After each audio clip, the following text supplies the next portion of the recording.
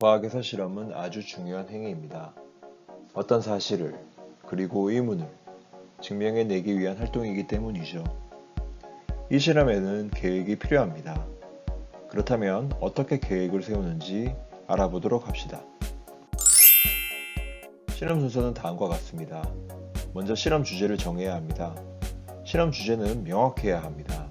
그리고 왜 이 실험을 하는지 목적이 분명히 있어야 합니다. 예를 들어 사인펜의 잉크에는 어떤 색이 섞여 있는지를 주제로 실험을 한다 가정해 보겠습니다. 실험 목표를 세웁니다. 여기서 가설이 들어갈 수도 있겠죠. 사인펜 잉크 속에는 한 가지 색이 아니라 다양한 색이 들어있을 것이다. 좀 더 구체적으로 가설을 세울 수도 있을 것입니다. 검은색 사인펜에는 보라색, 노란색, 분홍색 이런 여러 가지 색들이 들어있을 것이다. 좀 더 자세히 세울 수도 있겠죠. 색의 순서도 정할 수도 있을 것입니다. 그리고 준비물을 생각합니다. 이때는 위험성과 가능성을 생각합니다. 그리고 실험 방법을 협의하여 그림이나 글로 표현해 봅니다. 변인과 측정 방법도 함께 생각합니다. 마지막으로 실험 결과를 정리합니다. 이때 처음에 실험 주제, 목표와 연관되게 그리고 알기 쉽게 나타내는 것이 중요합니다. 변인이라는 말이 나왔는데요. 이게 뭘까요?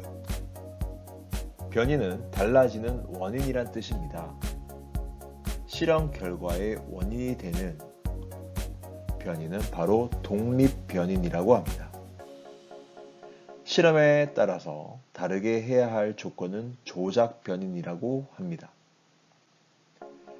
실험에서 일정하게 유지되는 변인, 즉 똑같이 해 주어야 될 조건은 통제변인이라고 합니다.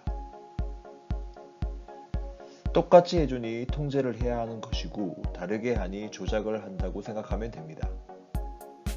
그리고 실험 결과로 나타나는 변인은 종속변인이라고 합니다. 그렇다면 변인을 왜 인위적으로 강제로 통제해야 하는 것일까요? 여러분은 다음과 같은 상황을 생각해 봅시다.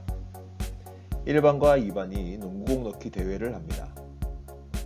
1반 대표는 농구공 10개를 던져 6개를 성공했습니다. 2반 대표는 농구공 15개를 던졌습니다. 그것도 일반 친구보다 더 가까이서 그리고 더 가벼운 공으로 던져서 8개를 성공했습니다. 그렇다면 누가 더 많이 넣었습니까? 누가 더 게임을 잘한 것일까요? 공정한 게임이었습니까? 이것을 실험에 적용한다면 변인을 통제해야 하는 이유를 쉽게 알 수 있습니다. 게임이 공정하려면 그렇습니다. 공의 무게도, 던지는 거리도, 던지는 횟수도 같아야 합니다. 실험도 마찬가지입니다. 같은 물의 양, 같은 종류의 사인펜, 똑같은 시간, 사인펜을 점 찍는 종이의 모양이나 종류, 찍는 점의 종류 등이 똑같이 해야 할 조건이겠죠. 다르게 해야 할 조건은 그렇습니다. 던지는 사람, 그리고 실험에서는 사인펜의 색깔입니다. 그에 따라 실험 결과는 달라지겠죠. 바로 종속 변인인 것입니다. 직접 실험을 계획해 보도록 합시다. 계획을 세우고 계획을 서로 공유하고 보완합니다. 여기서 통제 변인과 조작 변인, 즉 같게 해야 할 조건과 다르게 해야 할 조건을 잘 따져 보아야 하겠죠.